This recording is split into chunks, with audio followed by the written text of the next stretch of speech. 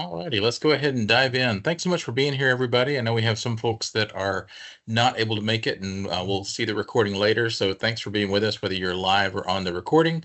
My name is Chip Reeves. I'm the president of Bigger Brains. We're an e-learning company, and this is part of a new series of webinars we're producing for our business clients, really to showcase some of the topics that we cover in our library. For those of you who may not be familiar with Bigger Brains, we're a video-based e-learning publisher. We're best known for our teacher learner style. When we first got started, we did a lot of focus groups on what people liked and didn't like about e-learning, and there was a lot of things people didn't like about e-learning, and a lot of it was that it wasn't as engaging, wasn't as interactive as a classroom environment. So we strive to replicate a lot of that with our teacher learner format, and that's won us some awards over the years, as you can see here. We're also proud of the fact that we use a really highly experienced cadre of teachers and writers. Our teachers average over 17 years of experience teaching in their topic areas. We're best known for our Microsoft content, but as you can see here, we also cover a good bit of other content as well. Whoops, went ahead too far. But we also cover a good bit of other content as well. We have 250-ish courses, 253, I think, at the moment. And so best known for our Microsoft content, but we also have a lot of business skills, sexual harassment, active shooter, and a good bit of business communications, which is where today's topic comes in. So I want to introduce you to Rebecca Schwartz. Rebecca has been a teacher with us for, gosh, 7 years, maybe, Rebecca? I don't remember for sure. And Rebecca is a great example of a teacher who came to us teaching some business communication courses and really pushed for a plain language course. It wasn't a topic we were familiar with, but sorry, phone's going off. But in learning more about it and seeing the need, we were excited to bring her expertise to our e-learning library in this plain language course, and some others we'll take a look at later. So Rebecca is a plain language consultant. She's the founder and principal of Plain Language Source, plainlanguagesource.com. She's the former executive director of the Center for Plain Language, and she teaches 5 different Bigger Brains courses, including writing in plain language, proofreading, and technical writing. And having said that, I will turn things over to you, Rebecca. Thank you so much, Chip. Thanks for choosing to have my course, even though you guys, as you said, weren't so familiar with plain language. I really appreciate that you got so enthusiastic about it right away and wanted to have this webinar. So welcome to everybody here. I'm really glad to see that people are interested in this topic of plain language. I'm going to teach as if you are not familiar with it at all. So we will start with a definition. We'll quickly turn to some examples of award-winning plain language communication. As we look at them, I'll be teaching you what to do so you can write plain language documents as well. And then we'll have slides that will dig deeper into particular plain language skills. I will save time for your questions at the end. So if everyone can hear me and no one is commenting, okay, let's go. Okay, so plain language gets results. The idea is that when you use this particular style, the reader of your document will be more likely to understand what you were telling them and take appropriate action. So this would mean that plain language can obviously save you money because you're accomplishing your goal. It can mean that your internal processes work more efficiently. For some of you, it might mean that when you write in plain language, you're complying with some sort of expectation that's been put on you by your company or by a client. And I'll talk a little bit more about that. Here's something just to kind of make you laugh and remind you that in our modern world, even though people are not throwing the term plain language around a lot, what they really want is plain language. And this is a meme that's pretty common. It normally comes with an abbreviation that you might have seen. Rebecca, I think we're not seeing the, sorry, we're not seeing the slide that you're looking at. We're still seeing the plain language gets results slide. There we go. Oops. Yep, you okay, got it now. So we're on the right slide now. Okay, oops, sorry. Okay, so with this meme, this meme often comes with the abbreviation for this expression, too long didn't read. The abbreviation is TL semicolon DR. So you may have seen, especially on social media, where someone will present long information or complex information And then the kind of retort online is TLDR. So in other words, the recipient of the information is able to quickly say, with a kind of shorthand for the modern times, try again, okay? So the idea is when they want the communicator to try again, that communicator is probably going to make it shorter, right? So this is one facet of plain language, is when the writer, so you, may realize that you made it too long for your reader. Also think about how it may have been too complex. There may have been unnecessary information in there, making it too long. And we will continue to talk about what makes a communication be in plain language. Here is the definition. I'll let you read that. So plain language ensures that readers can find what they need, understand it, and use it. So obviously plain language does not apply to a huge amount of information, because sometimes readers don't come to information with needs. When you're writing from a company standpoint, or let's say you work with the government at any level, when you're writing to someone in the workplace, often you have an expectation that they will now understand something or take some action. Plain language reminds you that that person comes to your document with a particular mindset and particular needs, and helps you serve their needs. So this is the, again, official definition. What I really want you to take away from this webinar in part is to remember the definition.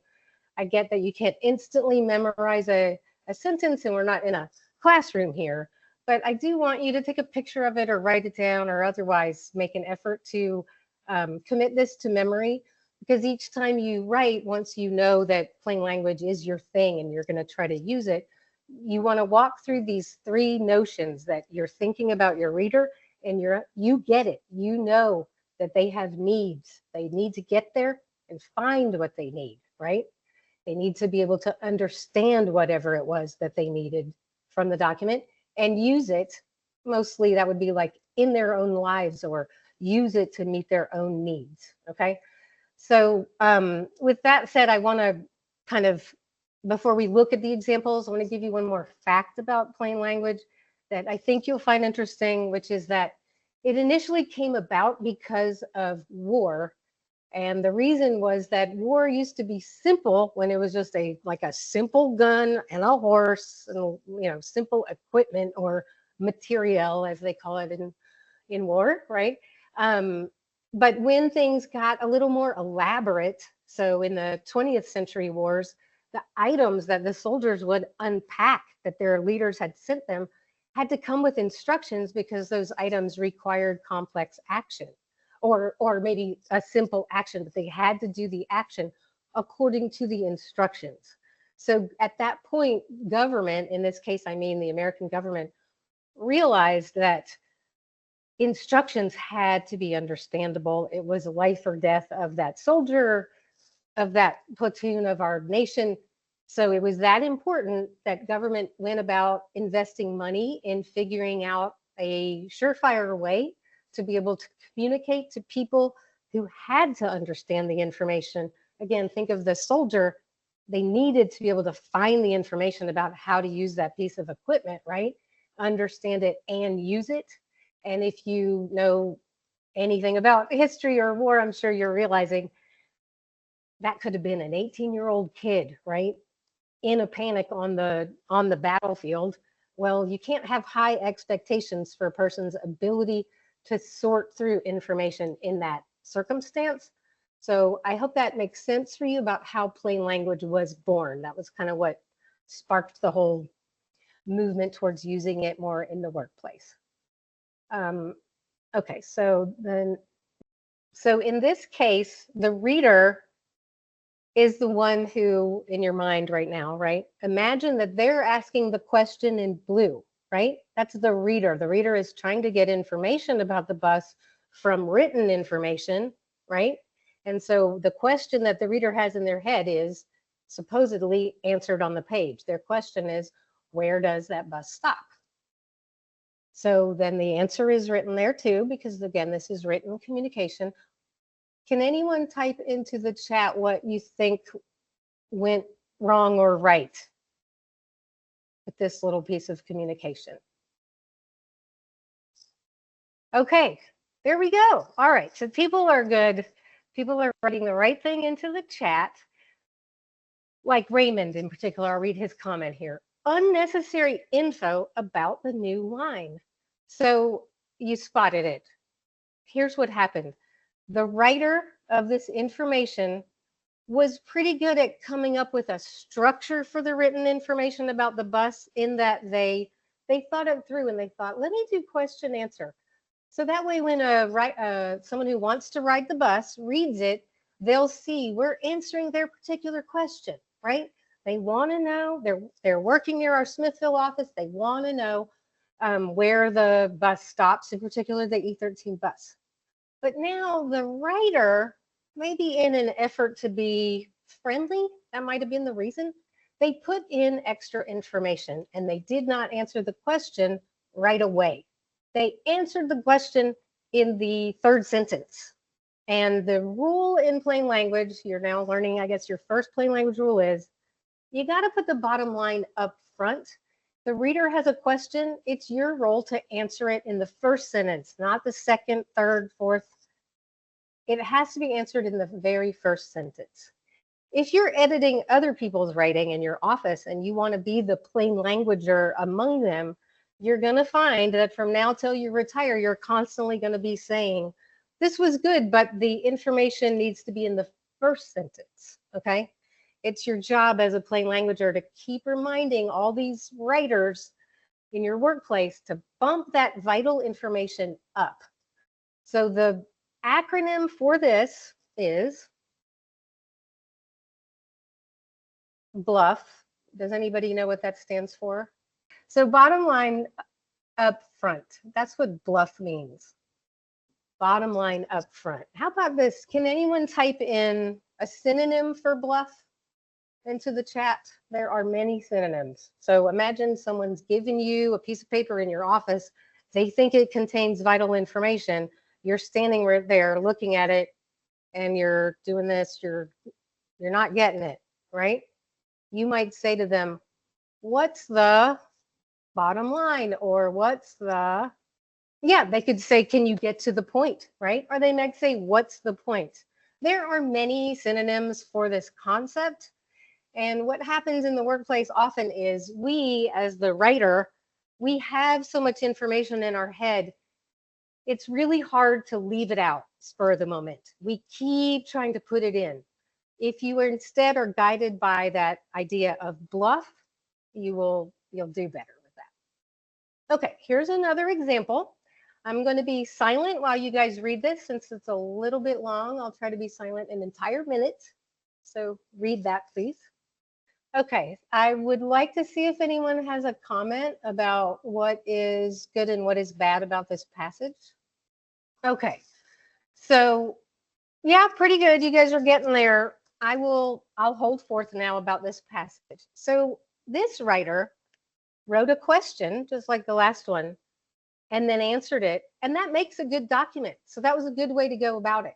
With their question, they reveal who they're writing about and who they're writing to, right? Because it says, am I eligible? So the idea is somebody out there really needs this information and they are the I. So the I in this case is a foster child who is old enough to get the message that they're approaching 18 and something might have to happen. So in this case, this was a government writer who tried to be, helpful by making it obvious that yes, indeed, this is about you, foster child who's getting older. Okay, this is about you. You need to read it. So they phrase the question that way. So the foster kid who maybe is looking at materials online, they can see, that applies to me, right? And they read the question. Now it's big deal, right? They're going to be 18. What are they going to do? It's going to determine maybe their whole life. But this government writer did them a disservice. As the two people who commented in the chat mentioned, The answer is buried. The bottom line is not up front. The answer is actually in the very last sentence. Talk to your caseworker. So this the writer cannot say whether the person is eligible since there are so many conditions. And that's what makes it complex information. In the workplace, we're often writing information that's not quite as simple as it seems because there may be a condition set to that information or exceptions to the rule, that kind of thing. So here, there is no one answer. The government wants the kid to know that they absolutely have to talk to their caseworker, but they didn't put the bottom line up front. In the after version, they did. So what's good about this one is it still has the question, which is great. The reader can see himself in that passage, and then the reader sees there's only one answer. You're gonna have to talk to that caseworker. Now, the government writer did include other information that's important, which is good. You have to do that, right? Plain language does not necessarily mean leaving stuff out, of course, but the reader, the kid, can see what applies to him very easily because it stands out, it's at the top. So then when they give the further information, this writer did shrink it to make it seem insignificant. They gave the background. They know that even if the kid doesn't read that background, it's not going to matter to their fate because they'll know to go talk to their caseworker, right? Okay, yes, it's much easier. The kid really just needed, again, that bottom line, even though there are exceptions. Okay, so turning now to the principles of plain language. As you are attempting to be a plain languager, you want to throw away your old way of thinking about writing, which is over there in the left-hand column. You want to go towards the right-hand column. So just save this as like a job aid for the future and be very careful over there. Those questions on the left really reveal to you how easy it is to get yourself wrapped up in what you're writing. What you're writing is not part of your identity as a good employee, right? So questions like, what do I want to say really shouldn't come into play because you want to stick to what's the situation and what does my employer require? And then what does the person who will read it actually need, okay? So as you can see, again, it's sort of flipped as opposed to other types of writing, both in the workplace and outside the workplace. Okay, here's an example of complex information. So this is a rule about when you are buying Indian forest products. May not come up, I get it. But as you can see, the rule is very elaborate. It covers all bases, as a rule should, right? There's no way to plain language this by making it shorter exactly, because then you would get rid of an important fact, a vital fact. And this information is meant to protect people in this transaction, right? So you have to be very careful as a plain languager never to eliminate stuff, but here is a version that makes complex information look less intimidating. So this one is the 3-column table version of complex information. My suggestion is that you use, you could take a picture of this and use this one as a model. And anytime you come to having to present information where it's if this, but also that, and it starts to get elaborate, go to the 3-column table. Occasionally, it may not have exactly 3. You would determine how many, conditions there are, right? It might just have 2 columns. If this purchase, then that rule, something like that. But this type of table is called an if-then table, and it's a very common way to present information in plain language. I'm going to give you an example of an if-then table that you may get in the mail each month. You might. So banks that issue credit cards are required to provide information about how long it will take to pay the credit card off fully if you pay the minimum. And so the banks were required to put that in plain language They wrote it, and when they took it to consumers, consumers still couldn't understand it. So they put it into a table. Okay. If you pay this much, here's what will happen. And then they took that to like, volunteer consumers to test whether they could understand it, and they could. So, putting information into paragraphs or bulleted lists was kind of well and good before the stage we're in of the information age right now. Everyone is so overloaded that they want the information to come to them more as little bits, right? So the table for text like this is what can do that for you. Here is an award-winning brochure. So this document won an award for their plain language.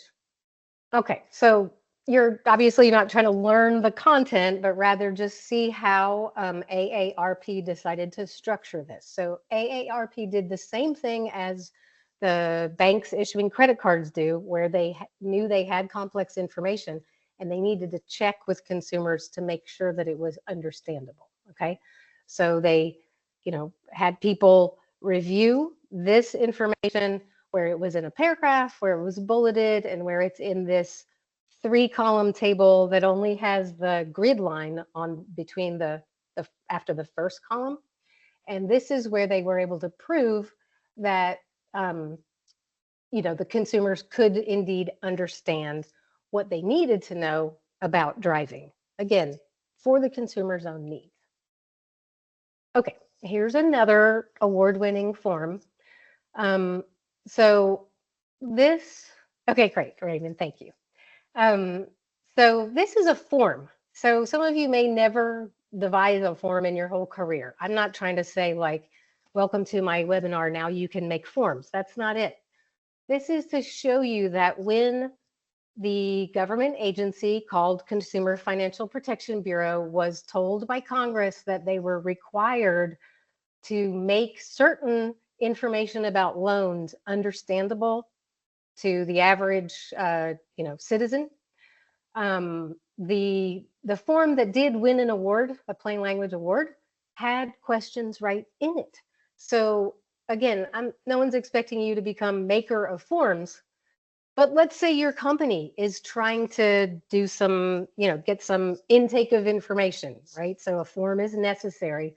You can be the one who speaks up for the reader, right? Or for the user of the form by saying, questions are really where it's at. If you put questions right into the form, then they'll really know what you mean and they won't get the form wrong, and we won't waste so much money on people filling out the form wrong. So again, the reason I show you this example is because you can see where it's the 2 shaded section, the reader's likely question is written right in there, okay? All right, here's another one. So here is legal information that won an award. So I got to backtrack for a sec and explain, if you've never been like subjected to a consent decree by the court, that's great. But it happens sometimes when people don't comply with regulations or they break the law and then they have a consent decree imposed upon them for what they're allowed to do, okay? A consent decree is a legal document and it looks like a legal document. Plain languagers, like I guess you're going to be a future plain languager, right? We don't ever advocate, radically changing a form that would come right from the judge that needs to have the majesty of government and the law behind it to make it look casual like this one does in front of you, where it has the little check marks and all that in different colors. We're not saying that documents coming out of court have to be radically changed like that. But the fact is, people don't understand their consent decrees. It's just a fact. They are written in legalese, yet they go to average citizens. And here in the US, we don't have this thing where people are expected to go and spend money and time trying to understand something that came from entities that are supposed to protect us. because through the years, we have managed to become protected by various laws, many laws that state that we have a right to understand. Okay.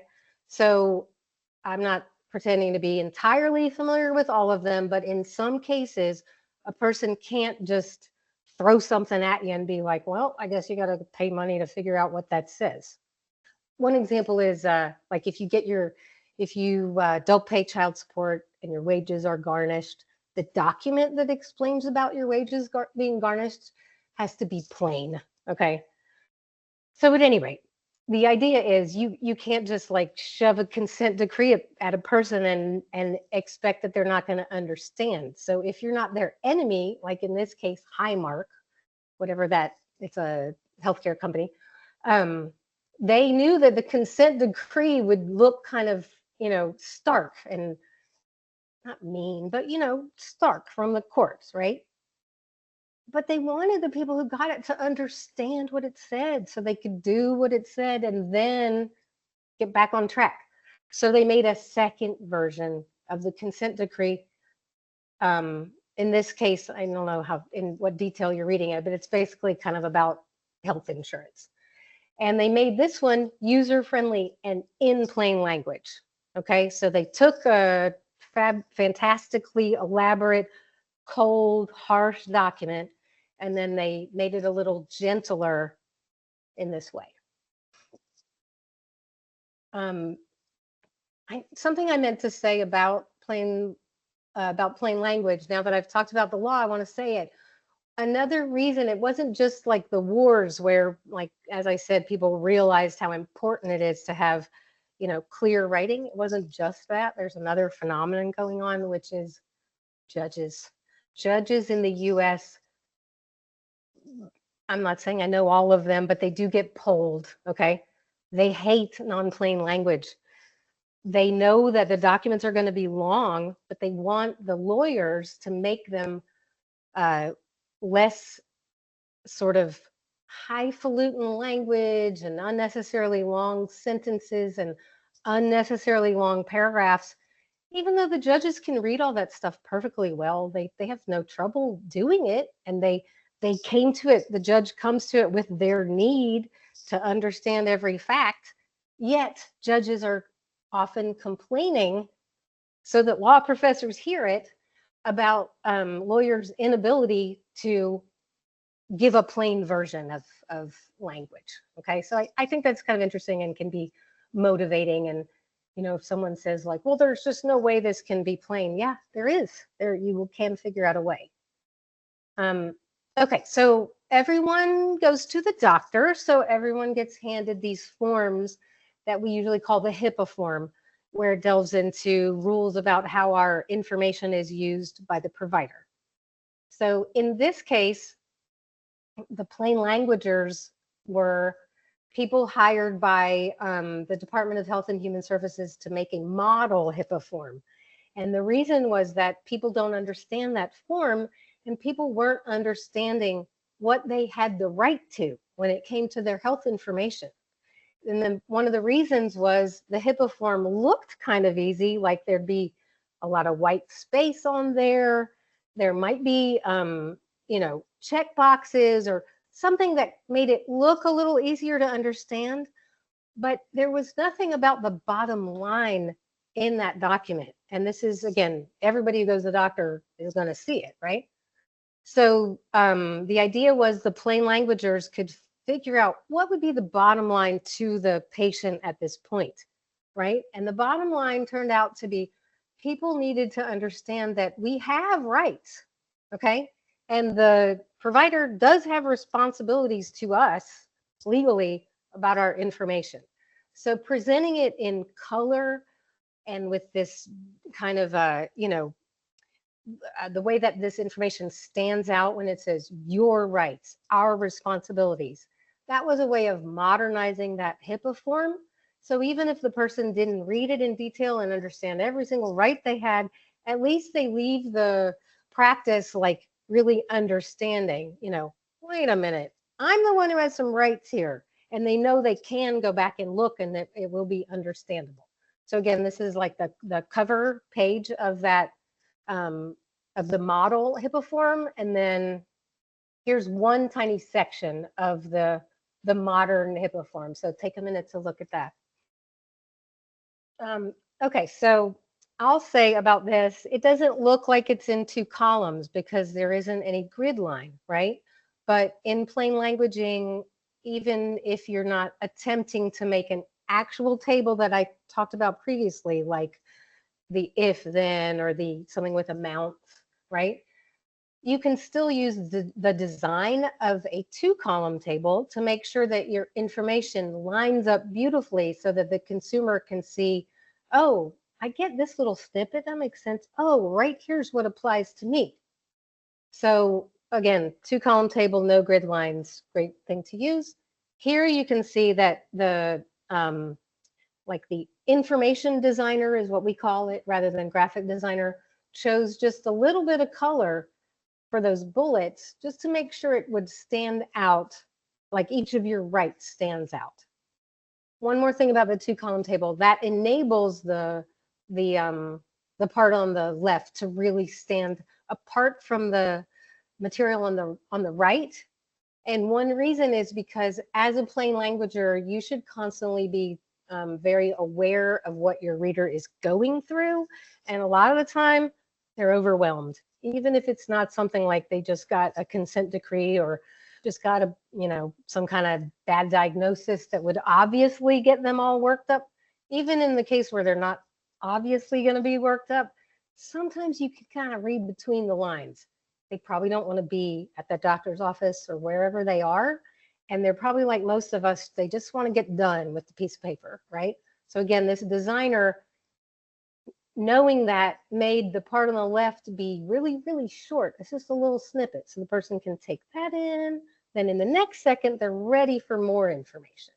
So again, not glomming a bunch of information together is part of the way to succeed in plain language writing. Here's one more award-winning document. This is just to show you how this writer knew how important it was to make the really serious like consequence stand out. So this is a document that had a lot of text, but in order to make sure that the reader didn't overlook the sentence that says you could lose your health care coverage if you don't take action, they changed it to be more visually like compelling, okay? So if you don't have the ability to put a little person holding a circle up, that's okay. You can make a circle, or you could use the caution sign with the triangle with the exclamation point. Whatever it takes, you're the emphasis police. Rather than grammar police, you're the emphasis police. It's all on you to make sure that your reader sees what they need to see. And if there is a consequence to them, it's on you to make that obvious, right? If there is any kind of change that's happened and your document is talking about change, you want to make that really, really obvious. You cannot be too obvious. All right, so those are all our award-winning examples. I hope you've seen, as I've been talking, that to be a plain languager, you have to have a lot of empathy for your reader. And that empathy hopefully is going to motivate you to take your time every single time you write or you translate some writing into plain language, so that you have, you take your time so you can walk in the shoes of the other person and imagine what their needs are. The actual technique is, please write this down. You are supposed to actually write out 5 questions that your reader might have. You aren't supposed to start writing a plain language document or translating text into plain language until you've done that thought exercise, because it's not as easy as we think to walk in someone's shoes. Just feeling the empathy isn't quite enough. So you want to be disciplined enough to write down 5 questions that they'll have and answer those questions. So I do want to say, in case you're not the plain languager in your office and you've come here because you want to institute a culture of plain language, this is going to be a really important one to get everybody into the habit of writing down those questions, because you can't have someone, saying like, oh, no, I get it. I've been divorced. I know what it's like. I'm going to be able to plain language these divorce related materials easily. It's not enough. It's an actual practice to write down those questions. So one of the main questions is going to be, what is the situation, right? So you have a topic, they got something going on. So what's the whole situation? You want to write that down. Another question that you always want to think through is, again, you're in their shoes, right? So pretend you're the reader. Why are they giving me this document? That is a big question they have. They really want the document just away from them if they don't have a full understanding of why it's there. And you don't have much time before they completely ignore you. So when plain languagers get to work, our work tends to be a little bit like a software engineer's rather than just like a regular old business writer. We tend to want to see something called personas developed, which is where we imagine the reader, we give the person a name, you know, fill in details about them, and we try to envision them. Okay, so you don't have to do that every time, but I wanted to show you an example. So if I was in a meeting with a, I don't know, it's a national group, they have an idea that their message can fulfill the needs of a lot of people, and I want to show them how I've thought it through. I might present a slide that would show various personas, and then they can tell me, oh yeah, that looks like someone who we're really worried about them understanding what we're saying. So this is one example. This is Jake. Jake lives in his car. I hope you're seeing Jake may have some stress. So he may read something, think he got it. He might not have gotten it, right? So we want to, again, not everybody's Jake that you're writing to, but you do want to think through who you're writing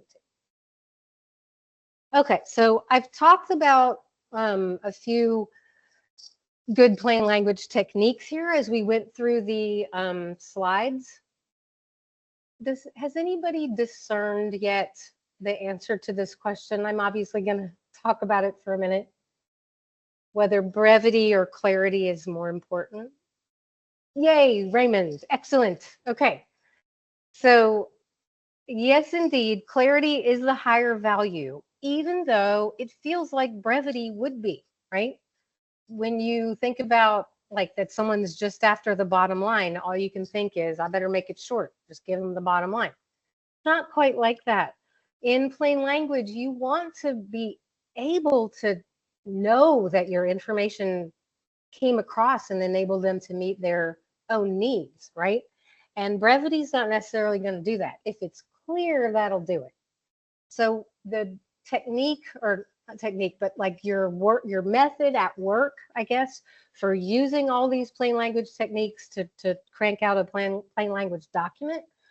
I call it the ABCs of plain language. It's got to be accurate, right? It's got to exhibit brevity and clarity, but you got to remember that brevity is the lowest of all of those.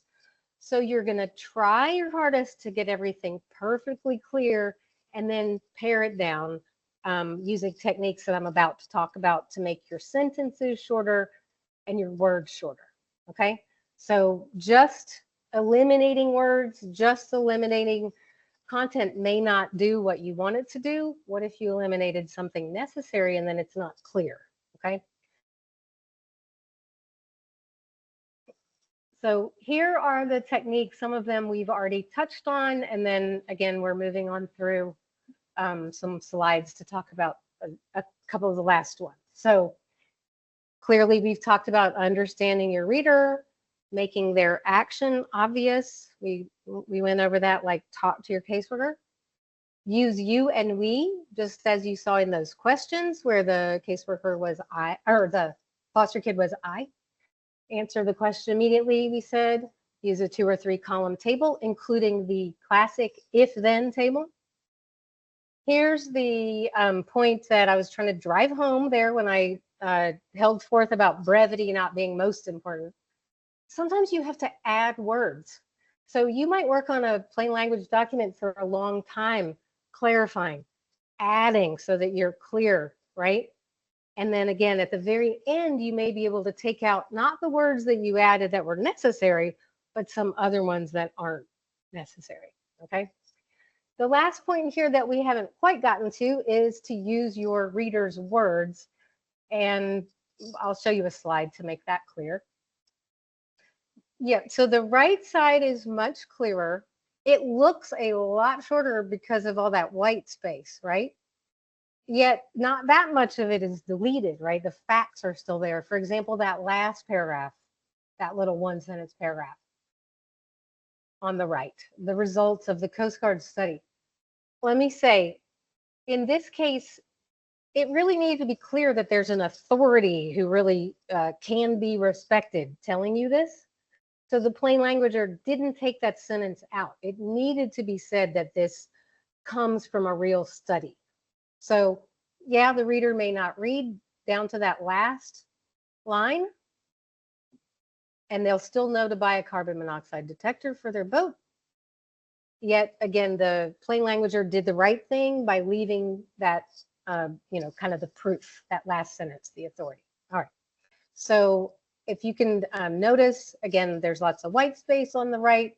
The sentences are short on the right, where over there on the left, look at that first paragraph. That is just a gigantically long sentence. Okay, in this case, I'm so sorry. I have something wrong here. Pretend that you're not seeing that on the right. The whole point is that the beginning of the sentence on the left, where it says, although backlog reduction efforts continue, comma, that's an introductory clause that it really isn't necessary. The person reading just needs to know that the documentation was archived. Sorry about my error there. They need to know that the documentation for those program years was archived. They don't have to know about although backlog reduction efforts continue in the same sentence. So I guess my point here is be very careful about introductory clauses. A lot of the time, the writer tacks on an introductory clause because they don't feel that they sound intelligent when their sentence is simple. Okay, so if we pretended this was right, if it said, although backlog transfer efforts continue, the division completed 1,400 transfers. So what that the efforts continue at that point? Just let the reader think of one idea at a time. There can be a sentence that the backlog stuff continues, period. New sentence, so separate elements in the person's brain. This is how many has been completed. So do be really careful with your introductory clauses. I've been saying for like 25 years, I get paid to chop introductory clauses off. Most writers are just, I don't know, they feel their high school English teacher breathing down their neck and they tack on an extra clause in the front. So don't do it. Here, whoops. Okay, here is one, here is a slide about word choice rather than sentences. So reminding you about the idea that judges don't like non-plain language. I'm not sure if anybody's an attorney, but attorneys do tend to use the words on the left, right? They use the fancier words and they understand them. Their fellow attorneys understand them. The judges understand them. But if the judges don't like them, what is the point of continuing to use them? You may use the ones on the left in your workplace just because everybody in your office does, or you have for so long that you don't know how to let go of it. When you do let go of these words and you substitute one, you look at it and you think, I could come across better. And then you cross out if and you put in the event that. Now I look like I really thought this through. But the thing is, the reader doesn't see it that way. You're the only one seeing it that way.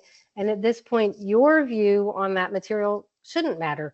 You're only doing it for the results, right? So you're not doing it because you want that reader to go, gosh, that person really knows how to use the English language, right? Because they're not your English teacher. So you want to stick to these words on the right where possible. And I'll say again, if you are not here only because you want to know how to plain language, but maybe you're trying to like institute that as a practice in your workplace, this is going to be one of the ones that's easier to accomplish.